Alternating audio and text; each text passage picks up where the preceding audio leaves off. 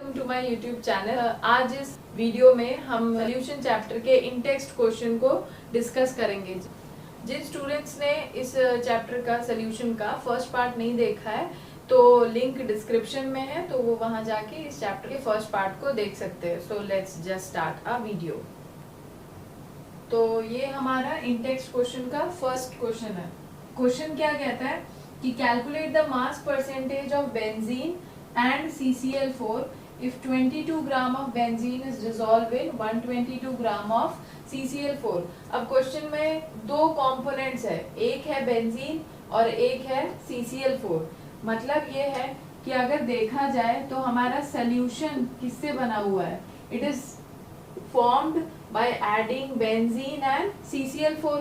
तो सोल्यूशन का अगर हम निकालना चाहें यहाँ पे टोटल मास, तो टोटल मास ऑफ सोल्यूशन क्या हो जाएगा, mass of benzene and mass of CCl4।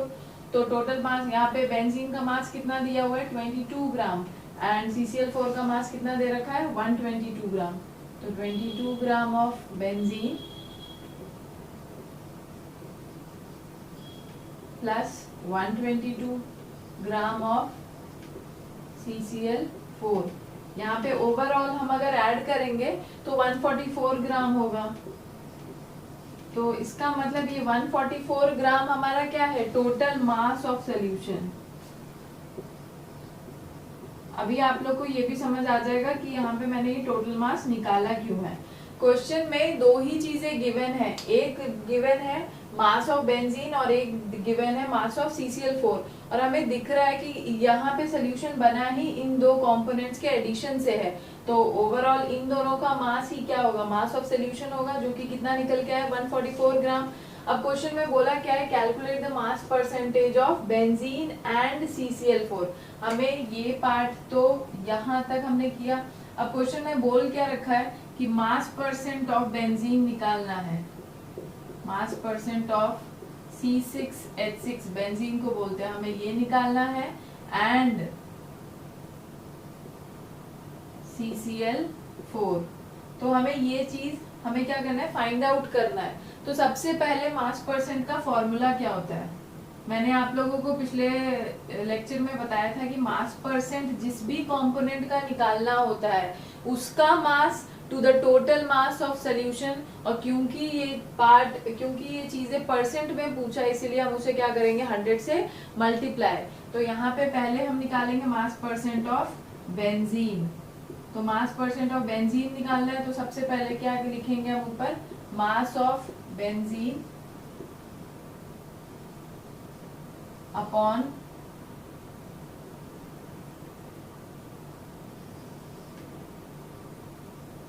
Mass of solution होगा इनटू हम इसे क्या करेंगे 100 से मल्टीप्लाई कर देंगे। तो ये हमारा फॉर्मूला है मास परसेंट का। तो मास ऑफ बेंजीन यहाँ पे क्वेश्चन में क्या दे रखा है 22 ग्राम।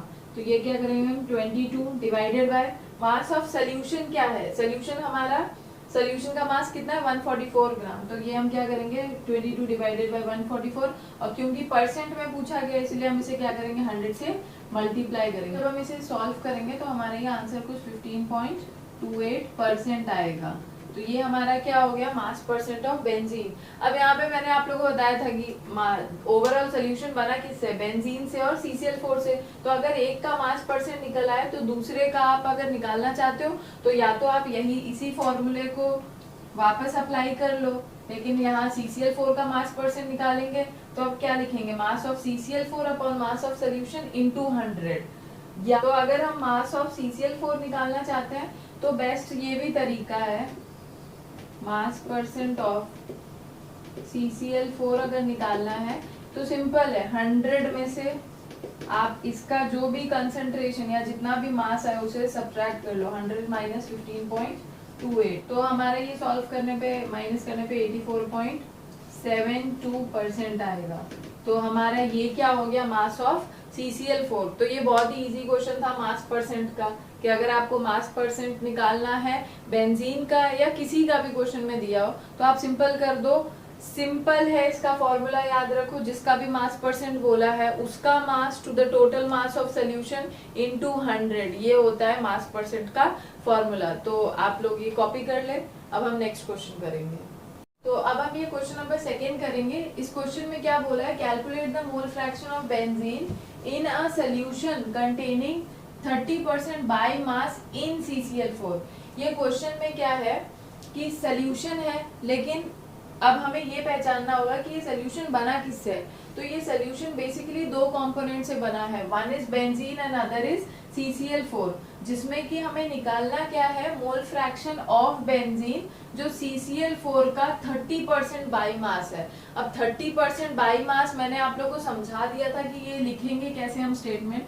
30% बाई मास का ये मतलब होता है, 30% by mass means 30 gram of benzene is present in 100 gram of solution। ये मैंने बताया था, ये हम जो भी परसेंट, मास परसेंट, वॉल्यूम परसेंट या वेट बाय वॉल्यूम परसेंट जो भी हम बात करेंगे वो हम हमेशा सोल्यूशन के रिस्पेक्ट में बात करते हैं। तो मैंने यहाँ पे क्या बताया, 30% बाई मास का ये मतलब है कि 30 ग्राम ऑफ बेंजीन प्रेजेंट है 100 ग्राम ऑफ सोल्यूशन। और मैंने अभी बताया था कि सोल्यूशन 2 कंपोनेंट से बना है, one is CCl4 and one is benzene. तो अगर 30 ग्राम बेंजीन का मास है तो CCl4 का बहुत ऑब्वियस है कि वो कितना हो जाएगा, 70 ग्राम। तो उसके लिए हम लिख सकते हैं 70% बाई मास ऑफ CCl4। तो ये स्टेटमेंट हम कैसे लिख सकते हैं, 70 gram of CCl4 is present in 100 gram of solution. तो ये हमारे क्वेश्चन में गिवन है। अब हम आगे निकालेंगे कि हमसे पूछा क्या है, calculate the mole fraction of benzene. अब मोल फ्रैक्शन का फॉर्मूला क्या होता है, जिसका भी मोल फ्रैक्शन पूछा है उसके number of moles upon total moles. मतलब अगर बेंजीन का मोल फ्रैक्शन पूछा है तो number of moles of benzene divided by number of moles of benzene plus number of moles of CCl4। तो अब क्वेश्चन में हमें मोल्स तो कहीं पे भी नहीं दिया है, लेकिन हमें मास तो सबका पता है। बेंजीन का मास कितना है यहाँ पे 30 ग्राम एंड CCl4 का मास कितना है 70 ग्राम। और मैंने आप लोगों को बताया था कि मोल्स का फॉर्मूला क्या होता है, मोल्स इज इक्वल्स टू होता है given weight upon molecular weight. तो गिवन वेट यहाँ पे अगर हम बेंजीन के नंबर ऑफ मोल्स निकाल रहे हैं तो बेंजीन का वेट कितना दे रखा है 30 ग्राम। और आई थिंक मॉलिक्यूलर वेट अब सारे बच्चे खुद से निकाल सकते हैं। तो इसका फॉर्मूला क्या होता है C6H6। तो कार्बन का एक का एटॉमिक वेट कितना होता है 12 और एटम कितने 6, तो मल्टीप्लाई कर देंगे प्लस 1 into 6 हो जाएगा। तो 12 6 72 प्लस 6, तो ये कितना हो गया हमारा 78। तो हम यहाँ पे क्या करेंगे 30 डिवाइडेड बाय 78। तो ये ओवरऑल हम डिवाइड करके हमारा आंसर हमारा कुछ 0.385 आएगा। तो ये हमारे number of moles of C6H6 है। तो अब हम number of moles of CCl4 निकालेंगे, बिकॉज मैंने बताया था कि सोल्यूशन हमारा बेंजीन और CCl4 को मिला के बना है। तो number of moles of CCl4 क्या होगा, CCl4 का मास कितना दिया हुआ है 70 अपॉन CCl4 का एटॉमिक मॉलिक्यूलर वेट कितना हो जाएगा, CCl4 कार्बन का होता है 12, क्लोरीन का जो वेट होता है 35.45 होता है। तो ये कितना हो जाएगा 35.45 इंटू 4 करेंगे हम। जब आप इसे सॉल्व करोगे तो इसका आंसर 153.8 समथिंग आ रहा है, तो वो हम राउंड ऑफ करके 154 ले सकते हैं अपने कन्वीनियंस के हिसाब से। तो यहाँ पे हम क्या करेंगे 70 डिवाइडेड बाय 154। तो जब हम इसे सॉल्व करेंगे तो इसका आंसर कुछ 0.454 आएगा। तो यहाँ पे हमें दोनों ही, जो हमारा सल्यूट था और जो हमारा सॉल्वेंट था, उन दोनों के ही मोल्स पता चल गए। एक का नंबर ऑफ मोल्स हमारा कितना है यहाँ पे 0.385 और एक का हमारा नंबर ऑफ मोल्स कितना है 0.454। मोल फ्रैक्शन ऑफ बेंजीन निकालेंगे। तो क्वेश्चन में अब हमें सब कुछ पता है। Number of moles of benzene कितना है 0.385 डिवाइडेड बाय क्या हो जाएगा, दोनों के मोल्स, टोटल मोल्स है यहाँ पे, तो दोनों को हम प्लस कर लेंगे। 0.385 प्लस क्या हो जाएगा 0.454। जब हम ये सॉल्व करेंगे तो हमारा आंसर यहाँ पे 0.459 समथिंग आ रहा है। This is the mole fraction of benzene. I hope आप लोग को ये समझ आ गया होगा। इस क्वेश्चन में था क्या कि calculate the mole fraction of benzene. हमें क्वेश्चन में पूछा है मोल फ्रैक्शन ऑफ बेंजीन ही, तो हमने मोल फ्रैक्शन ऑफ बेंजीन निकाल लिया है। अब हमें मोल फ्रैक्शन ऑफ CCl4 निकालना है। मैंने आप लोगों को बताया था कि यहाँ पे ये सोल्यूशन यहाँ पे बना किससे है, सोल्यूशन यहाँ पे कह सकते हैं कि बेंजीन और CCl4 को मिला के बना है। जो इसमें लेस परसेंटेज होगा या जिसका अमाउंट लेस है उसे हम लोग क्या कंसिडर कर सकते हैं, सोल्यूट की तरह, और जिसका अमाउंट ज्यादा है उसे हम लोग सॉल्वेंट कंसिडर कर सकते हैं। और मैंने आप लोग को बताया था कि mole fraction of solute plus mole fraction of solvent is always equals to 1। तो यहाँ पे ये कह सकते हैं कि मोल फ्रैक्शन ऑफ C6H6 प्लस mole fraction of CCl4 is equals to 1। क्योंकि हमें इसका मोल फ्रैक्शन पता है, हमें इसका पता करना है, तो हम ये इस तरीके से भी निकाल सकते हैं। Mole fraction of CCl4 is equals to क्या हो जाएगा 1 minus mole fraction of benzene कितना था 0.459। तो यहाँ पे समथिंग ये निकल के आएगा 0.541। तो ये हमारा मोल फ्रैक्शन ऑफ CCl4 हो गया। आई होप आप लोग को ये क्वेश्चन समझ आ गया होगा। क्वेश्चन नंबर 3 करेंगे। क्वेश्चन नंबर 3 में बोला क्या है कि calculate the molarity of each of the following solution. हमें दो पार्ट्स में क्वेश्चन दिए हैं, इन दोनों के हमें मोलैरिटी निकालना है। फर्स्ट पार्ट में क्या दिया है कि 30 gram of CONH whole twice .6H2O is present in 4.3 litre of solution. यहाँ पे मैंने मोलैरिटी का फॉर्मूला पहले से लिख दिया है। तो यहाँ पे है क्या, मोलैरिटी निकालना है। तो मोलैरिटी होता है क्या, it is the number of moles of solute इन पर लीटर ऑफ सोल्यूशन, या इसे हम इस तरीके से भी लिख सकते हैं, weight of solute upon molecular weight of solute into क्या हो जाएगा वॉल्यूम ऑफ सोल्यूशन। लेकिन वॉल्यूम ऑफ सोल्यूशन हमेशा हमें क्या रखना होता है, लीटर में। लेकिन अगर ये ml में होता तो हम ऊपर क्या करते 1000 से मल्टीप्लाई। तो अब यहाँ पे हमें करना क्या है, मोलैरिटी कैलकुलेट करने के लिए वेट ऑफ सोल्यूट रखना है। यहाँ पे सोल्यूट हमारा ये कॉम्प्लेक्स कंपाउंड है जिसका वेट दिया है 30 ग्राम और ये प्रेजेंट कितने में है 4.3 लीटर ऑफ सोल्यूशन में। तो इस क्वेश्चन में हमें वेट ऑफ सोल्यूट तो पता है कितना हो गया 30 upon molecular weight of solute क्या है। अब मॉलिक्यूलर वेट कैसे निकाला जाता है ये तो मैंने बता दिया, लेकिन कुछ बच्चे हो सके इसका नहीं निकाल पाए, तो मैं यहाँ पे बता देती हूँ मॉलिक्यूलर वेट कैसे निकलेगा। CONO3 होल ट्वाइस .6H2O है, ये है फॉर्मूला। कोबाल्ट का एटॉमिक वेट होता है 59 प्लस नाइट्रोजन का एटॉमिक वेट होता है 14, ऑक्सीजन का एटॉमिक वेट 16 होता है। एक ऑक्सीजन एटम का 16 होता है, तो 3 के कितने हो जाएंगे 48 तो प्लस 48। ओवरऑल इसको हम क्या करेंगे 2 से मल्टीप्लाई करेंगे, और जब भी ये डॉट लगा होगा तो हमें सिंपल इसे प्लस ही करना है। प्लस क्या होगा 6H2O, तो हाइड्रोजन का एक मॉलिक्यूल का एटॉमिक वेट होता है 18, तो 6 का क्या हो जाएगा 18 × 6। तो ओवरऑल जब हम इसे प्लस करेंगे, जब इसे सॉल्व करेंगे तो हमारा आंसर यहाँ पे कितना आएगा 291। तो हमें अब मॉलिक्यूलर वेट ऑफ सोल्यूट भी पता चल गया कितना 291 इनटू वॉल्यूम ऑफ सोल्यूशन क्या है क्वेश्चन में दिया हुआ है 4.3 लीटर। तो अब बस हमें इसमें सॉल्व कर लेना है। मैं ये बार बार रिपीट कर रही हूँ, अगर ये ml में होता तो हमें ऊपर 1000 से मल्टीप्लाई करना होता, क्योंकि मोलैरिटी होता है कि it is the moles of solute इन पर लीटर ऑफ सोल्यूशन। तो जब हम इसे सॉल्व करेंगे तो हमारा आंसर कुछ 0.024।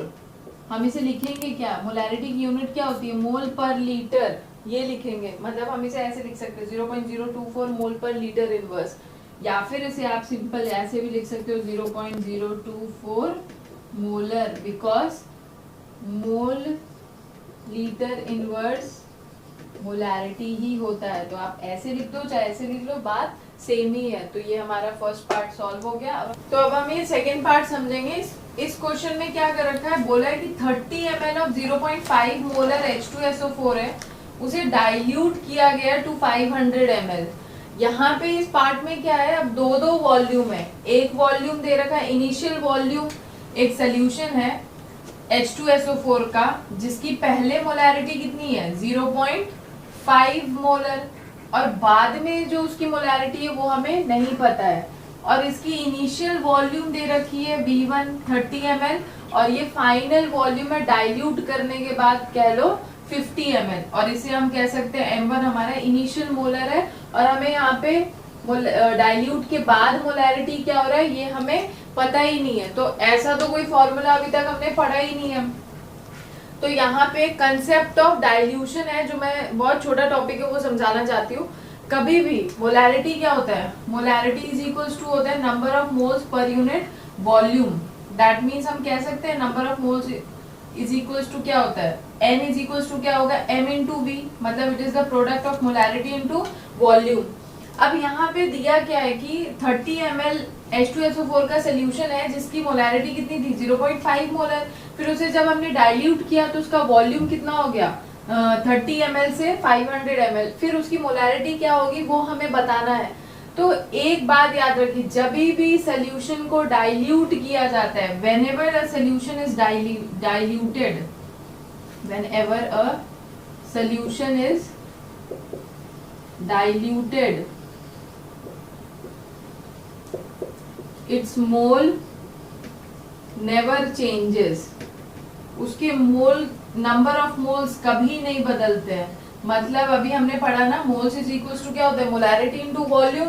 तो आपने चाहे आप किसी भी सोल्यूशन को चाहे आप कितना भी डाइल्यूट कर लो, उसका मोलैरिटी चेंज हो जाएगा, उसका वॉल्यूम चेंज हो जाता है, लेकिन उसके नंबर ऑफ मोल्स कभी भी नहीं बदलते हैं। तो हम ये कह सकते हैं कि बिफोर डाइल्यूशन सोल्यूशन के मोल्स जो थे वही आफ्टर डाइल्यूशन भी सोल्यूशन के मोल होंगे। मतलब यहाँ से ये लिखा जा सकता है moles of solution before dilution is equals to होगा moles of solution after dilution. That means दोनों ही डाइल्यूट करने से पहले का सोल्यूशन और डाइल्यूट करने के बाद का सोल्यूशन दोनों के नंबर ऑफ मोल्स सेम है। और क्योंकि नंबर ऑफ मोल्स यहाँ पे किसके बराबर है m इंटू v, तो यहाँ पे हम ये लिख सकते हैं m1 v1 is equals to क्या हो जाएगा m2 v2। यही होता है हमारा concept of dilution. Concept of dilution यही कहता है कि moles of solution before dilution is always equals to the moles of solution after dilution, या फिर इसे हम कह सकते हैं law of moles equivalence। बस अब क्वेश्चन में हमें आफ्टर डाइल्यूशन का मोलैरिटी निकालना है ना, तो क्वेश्चन में मोलैरिटी कितना दे रखा है 0.5 इंटू वॉल्यूम कितना दे रखा है 30 ml, और यहाँ पे मोलैरिटी हमें M2 निकालना है और वॉल्यूम यहाँ पे कितना दे रखा है 500 ml। तो M2 जब हम सॉल्व करेंगे तो हमारे यहाँ पे निकल के आएगा 0.03 मोल लीटर इनवर्स, या फिर इसे हमें ये भी कह सकते हैं 0.03 मोलर। ये है हमारा आफ्टर डाइल्यूशन की मोलैरिटी। आई होप ये क्वेश्चन समझ आ गया होगा। अब हम क्वेश्चन नंबर 4 करें। तो ये हमारा क्वेश्चन नंबर 4 है। इसमें क्या है, calculate the mass of urea required in making 2.5 kg of 0.25 molar aqueous solution. कभी भी इस तरीके से लिखा होगा कि 0.25 मोलर एक्वस सोल्यूशन या 0.45 मोलर एक्वस सोल्यूशन, तो इसका मतलब क्या है, ये मोलैलिटी दे रखा है, because molar is the unit of molality. तो क्वेश्चन में गिवन क्या है, मोलैलिटी सोल्यूशन का दे रखा है 0.25, और दिया क्या है क्वेश्चन में, बोला क्या है कि calculate the mass of urea. Urea का मास निकालना है अगर हमें सोल्यूशन इस तरीके का सोल्यूशन बनाना है कि उसकी मोलैरिटी कितनी निकले 0.25, और सोल्यूशन का वेट कितना दे रखा है 2.5 kg। तो वेट ऑफ सोल्यूशन दिया हुआ है 2.5 kg। अब क्वेश्चन में है क्या, calculate the mass of urea. अब सोल्यूशन में यूरिया को डाला है तो यूरिया हमारा क्या हो गया, सल्यूट, और मोलैलिटी का कंसेप्ट हम यहाँ पे लगाएंगे। तो मोलैलिटी इज इक्वल्स टू क्या होता है, weight of solute upon molecular weight of solute in mass of solvent. और ये किस में होना चाहिए, हमेशा केजी में। मैंने बताया था अगर ये, तो इस क्वेश्चन में हमें निकालना क्या है, वेट ऑफ सल्यूट। क्वेश्चन में मोलैलिटी दे रखा है और मॉलिक्यूलर वेट ऑफ सल्यूट हम निकाल लेंगे, बहुत इजी होता है। और फिर एक चीज है मास ऑफ सॉल्वेंट, लेकिन हमें मास ऑफ सॉल्वेंट यहाँ पे नहीं पता है। तो मैं यहाँ पे एक चीज बता रही हूँ कि कभी भी अगर सोल्यूशन को डाइल्यूट किया जाता है, whenever a solution is diluted then the weight of solvent is always equals to the weight of solution. अगर कोई भी ऐसा सोल्यूशन है जो डाइल्यूट किया है, क्योंकि यहाँ पे ये टर्म लिखा हुआ है एक्वस, एक्वस सोल्यूशन मीन्स ये डाइल्यूटेड सोल्यूशन है। तो डाइल्यूटेड सोल्यूशन में whenever a solution is diluted, then weight of solvent is always equals to weight of solution। कभी भी किसी सोल्यूशन को हम डाइल्यूट करेंगे तो वहां पे जो हमारा सोल्यूशन का वेट होगा वही हमारा सॉल्वेंट का वेट होगा। तो यहाँ पे सोल्यूशन का वेट तो दे रखा है 2.5 kg, तो हमें मास ऑफ सॉल्वेंट भी पता चल गया कितना हो जाएगा 2.5 kg। तो यहाँ पे हम लिख सकते हैं कि दोनों का ही मास कितना हो गया 2.5 kg। अब हमें वेट ऑफ सोल्यूट निकालना है, सिंपली सबके वैल्यूज रख के। अब मॉलिक्यूलर वेट ऑफ सोल्यूट मैं यहाँ पे बता दे रही हूँ, NH2CO NH2 है, नाइट्रोजन का 14 होता है, यहाँ पे 2 हो जाएगा प्लस 12 प्लस ऑक्सीजन का हो जाएगा 16 प्लस देन अगेन नाइट्रोजन का कितना होगा 14 प्लस 2। तो जब हम इसे सॉल्व करेंगे तो ये ओवरऑल कितना आ जाएगा 60। तो हमारा यहाँ पे यूरिया का मॉलिक्यूलर वेट कितना निकल के आया 60। अब हम यहाँ पे सारी वैल्यूज पुट करेंगे इस फॉर्मूले में। मोलैलिटी कितनी है हमारे क्वेश्चन में 0.25, वेट ऑफ सोल्यूट हमें पता नहीं है,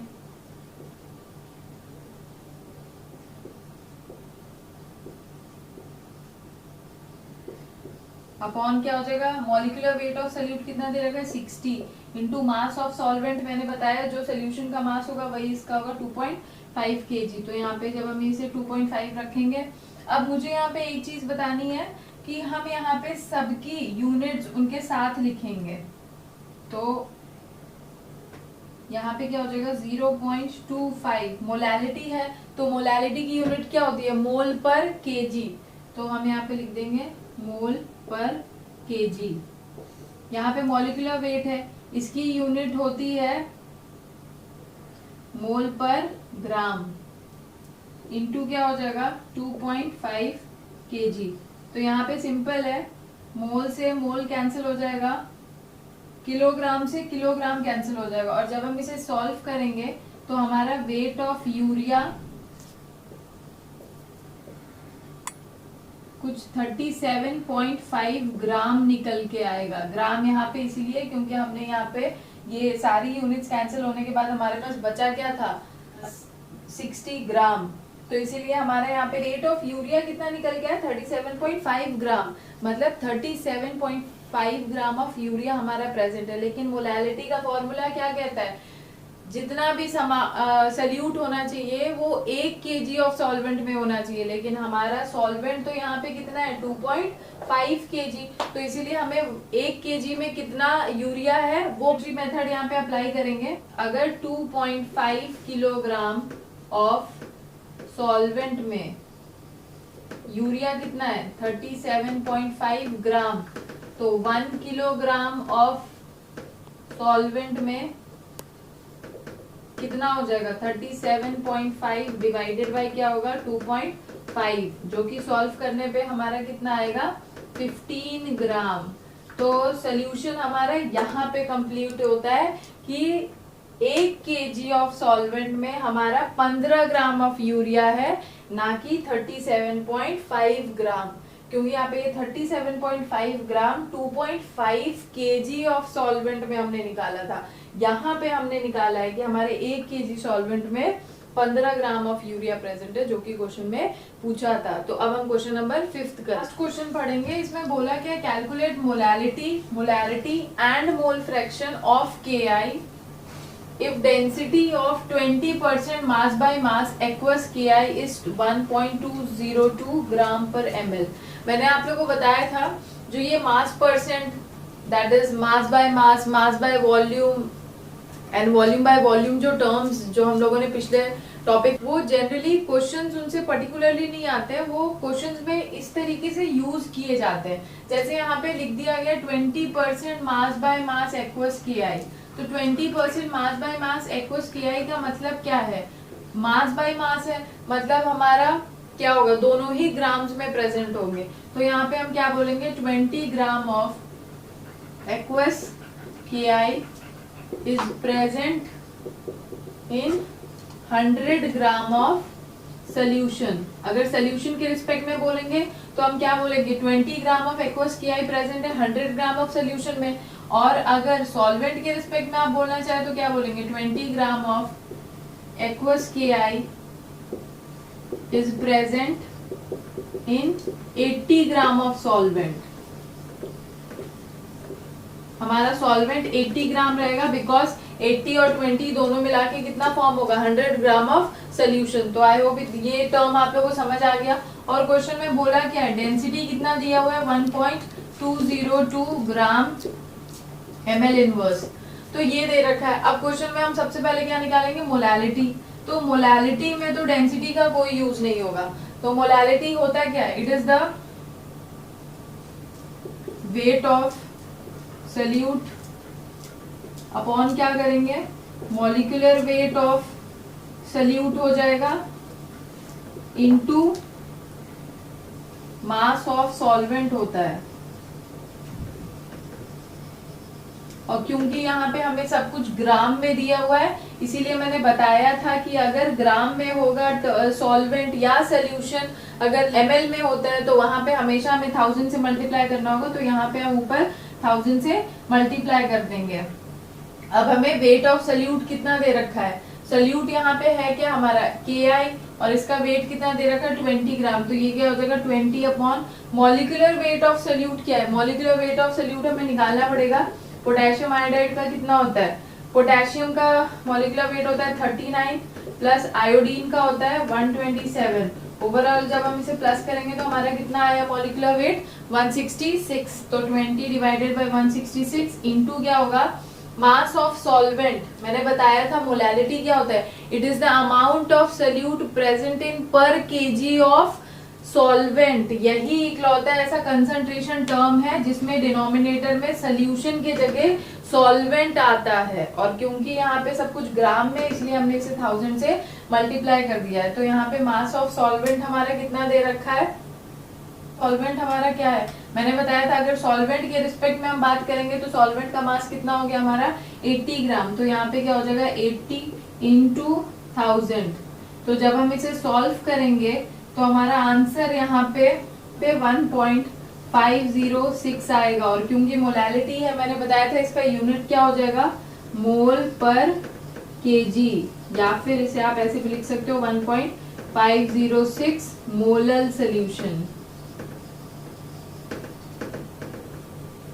या फिर इसे आप शॉर्ट में लिख दो, यूनिट के लिए सही है 1.506 मोलल, ये हो जाएगा हमारा आंसर। तो हमने मोलैलिटी निकाल लिया है। क्वेश्चन में निकालेंगे मोलैरिटी। मोलैरिटी क्या होता है, मोलैरिटी मैंने बताया था it is the number of moles of solute present in पर लीटर ऑफ सोल्यूशन, कि कितने number of moles of solute present है 1 लीटर ऑफ सोल्यूशन में। तो यहाँ पे मोलैरिटी इज इक्वल टू क्या हो जाएगा, weight of solute upon molecular weight of solute into volume of solution होगा। ये हमेशा लीटर में होना चाहिए, लेकिन क्योंकि हमारे क्वेश्चन में सब कुछ ml में है, स्मॉलर क्वांटिटीज में है, तो हम ऊपर यहाँ पे इसे क्या करेंगे 1000 से मल्टीप्लाई।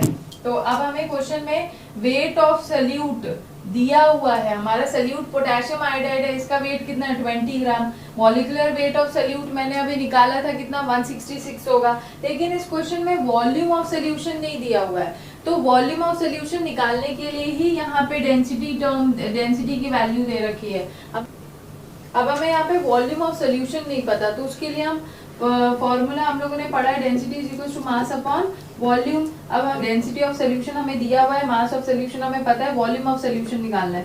तो हम क्या करेंगे, volume of solution is equal to क्या हो जाएगा, mass of solution divided by क्या होगा, डेंसिटी ऑफ सोल्यूशन। तो मास ऑफ सोल्यूशन क्या दिया हुआ है, 100 ग्राम। मैंने बताया था ये इस टर्म का मतलब दो रिस्पेक्ट में हम बोल सकते हैं, सोल्यूशन के भी और सॉल्वेंट के भी। तो यहाँ पे क्या बोला था, 20 gram of aqueous KI is present in 100 gram of solution. तो मास कितना दे रखा है, 100 डिवाइडेड बाय डेंसिटी कितना है, 1.202। तो ये हमारा हो गया वॉल्यूम ऑफ सोल्यूशन। ये वैल्यू हम यहाँ पे पुट करेंगे। तो वेट ऑफ सोल्यूट कितना दिया, 20/166 इंटू क्या हो जाएगा, 100 इंटू 1.202। और जब इसको हम ओवरऑल पूरा सॉल्व करेंगे तो इसका आंसर हमारा समथिंग 1.44 मोलर आएगा। यही इसका सेकेंड पार्ट का सोल्यूशन है। तो अब हम थर्ड पार्ट में हमें क्या निकालना है, मोल फ्रैक्शन। किसका निकालना है, mole fraction of aqueous KI. Fraction of KI निकालने का फॉर्मूला क्या है, number of moles of KI that is number जो। अब हमारे यहाँ पे क्या था, ये यहाँ पे लिखा हुआ है एक्वस केआई, मतलब ये है एक्वस केआई का मतलब ये है कि ये सोल्यूशन हमारा जो बना है ये दो कंपोनेंट से बना है। वन कंपोनेंट है केआई और अदर ये एक्वस टर्म वाटर के लिए रिप्रेजेंट कर रहा है। तो यहाँ पे कह सकते हैं कि सोल्यूट हमारा केआई हो गया, पोटेशियम आयोडाइड, और सॉल्वेंट हमारा वाटर हो गया। तो यहाँ पे हम क्या लेंगे, number of moles of KI plus total moles में लिखेंगे number of moles of KI plus number of moles of water, because water is used as a solvent. यहाँ पे याद रखना कि सॉल्वेंट हमारा यहाँ पे वाटर है। तो ये सिंपल हो गया। नंबर ऑफ मोल्स ऑफ केआई क्या होगा, मोल्स होता है weight upon molecular weight, that is 20 divided by 166 upon, फिर से यहाँ पे होगा 20 divided by 166 plus number of moles of water. कैसे निकालेंगे, गिवन वेट वाटर का डिवाइडेड बाय मॉलिक्यूलर वेट। तो हमारे यहाँ पे वाटर का वेट कितना, 80 ग्राम। तो ये कितना हो जाएगा, 80 divided by molecular weight of water क्या होता है, 18। तो जब हम इसे सॉल्व करेंगे डिवाइड करके हमारा आएगा 0.12 डिवाइडेड बाय 0.12, ये भी सेम है तो 0.12 आएगा प्लस 4.44, और जब आप 0.0263, तो ये हमारा हो गया मोल फ्रैक्शन ऑफ एक्वस केआई। तो आई होप आप लोग को ये पांचों के पांचों क्वेश्चन समझ आए होंगे। तो अब मैं यहाँ पे एक सिर्फ पर्टिकुलर इंपॉर्टेंट पॉइंट बताऊंगी, molality is more appropriate method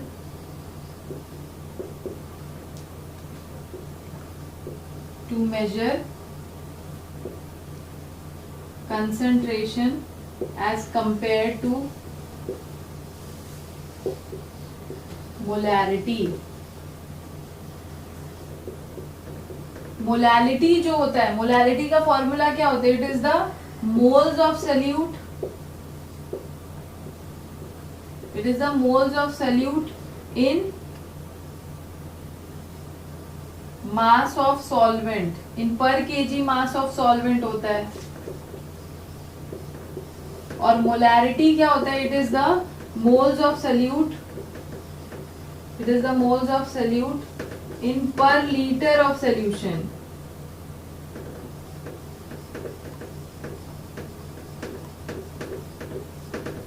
अब देखो जो हमारा मोलैलिटी है वो ज्यादा बेस्ट मेथड होता है to measure any concentration term as comparison to molality, because molality में जो भी हमारे यहाँ पे टर्म्स यूज हुए हैं, मोलैलिटी में मास का इन्वॉल्वमेंट होता है और मास जो होता है वो टेम्परेचर इंडिपेंडेंट क्वालिटी है। अगर आप टेम्परेचर चेंज करते हो तो किसी के भी मास पे कोई फर्क नहीं पड़ता है, लेकिन because molarity volume dependent quantity है और हमें पता है कि वॉल्यूम टेम्परेचर के साथ रिलेटेड होता है, तो अगर आप टेम्परेचर बढ़ाओगे तो वॉल्यूम बढ़ता है, तो और अगर वॉल्यूम बढ़ेगा तो मोलैरिटी घटेगा। इसीलिए आप जैसे ही टेम्परेचर फ्लक्चुएट या वेरी करोगे तो मोलैरिटी का भी वैल्यू बदलता रहता है। इसीलिए हम ये कहेंगे कि मोलैरिटी बेस्ट मेथड होता है, बेस्ट कंसंट्रेशन टर्म है as comparison to molarity, because here mass is involved and mass is independent of temperature while volume depends on temperature। तो आई होप आप लोग को ये वीडियो समझ आई होगी। अगर आप लोग को मेरी वीडियो अच्छी लगी तो please like, comment, share and subscribe. Thank you.